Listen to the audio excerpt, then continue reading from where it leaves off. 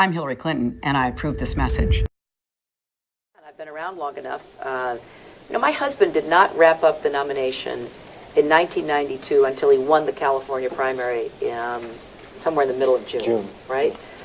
We all remember Bobby Kennedy was assassinated in June in California. I don't understand it. And, there's lots of speculation about why it is, but... What's your speculation? I don't know. I find it curious. We all remember Bobby Kennedy was assassinated in June. In this campaign, the nation has had to forgive you early and often. And despite your now traditional position of the offender, we have forgiven you your insistence that there have been widespread calls for you to end your campaign. We have forgiven your misspeaking about Martin Luther King's relative importance to the civil rights movement. We have forgiven you your misspeaking about your under-fire landing in Bosnia. We have forgiven you insisting Michigan's vote would not count and then claiming those who would not count it were undemocratic. We have forgiven you pledging to not campaign in Florida and thus disenfranchise voters there, and then claiming those who stuck to those rules were as wrong as those who defended slavery or denied women the vote. We have forgiven you the photos of Osama bin Laden in an anti-Obama ad. We have forgiven you the fawning over the fairness of Fox News while they were still calling you a murderer. We have forgiven you accepting Richard Mellon Scaife's endorsement and then laughing as you described his deathbed conversion.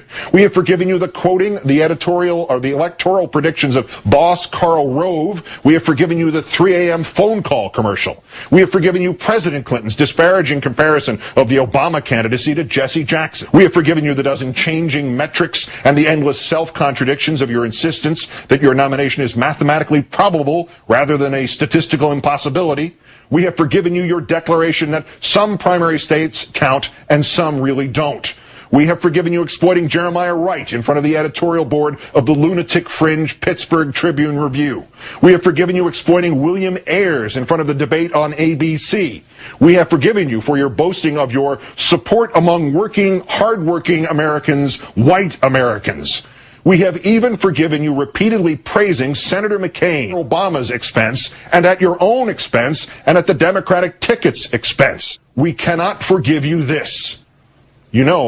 My husband did not wrap up the nomination in 1992 until he won the California primary somewhere in the middle of June, right? We all remember Bobby Kennedy was assassinated in June in California. We cannot forgive you this, not because it is crass and low and unfeeling and brutal. This is unforgivable because this nation's deepest shame, its most enduring horror, its most terrifying legacy is political assassination. Lincoln, Garfield, McKinley, Kennedy, Robert Kennedy. And for the grace of the universe or the luck of the draw, Reagan, Ford, Truman, Nixon, Andrew Jackson, both Roosevelts, even George Wallace. The politics of this nation is steeped enough in blood, Clinton. You cannot and must not invoke that imagery anywhere, at any time.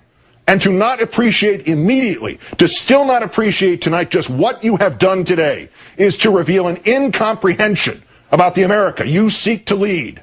This is too much because a senator, a politician, a person who can let hang in midair the prospect that she might just be sticking around in part just in case the other guy gets shot has no business being and no capacity to be the President of the United States.